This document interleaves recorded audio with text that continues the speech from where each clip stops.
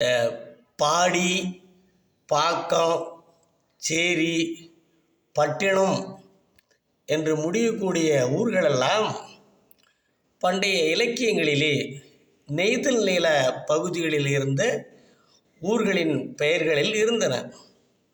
இன்றும் நாம் கடற்கரை ஓரம் உள்ள சில ஊர்களை இப்படி முடிகின்ற வகையில் பார்க்கலாம். உதாரணமாக தரங்கம்பாடி, சந்திரபாடி, பாண்டிச்சேரி, பட்டணச்சேரி, நாகப்பட்டினம். இப்படி இந்த பாக்கம் என்பது உள்நாட்டிலே மருத நிலத்திலோ அல்லது முல்லைப்பகுதியிலோ உள்ள பகுதியிலும் இந்த பாக்கம் பெரும்பாலும் காணலாம்.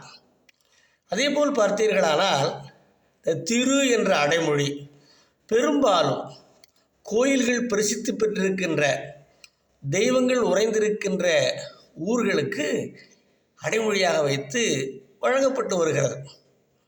உதாரணமாக பாருங்களேன், திருப்பதி, திருவதிகை, திருவந்திபுரம், திருவாரூர், திருக்கோயிலூர், இப்படி நிறைய ஊர்களை நாம் தமிழகத்திலே பார்க்கலாம்.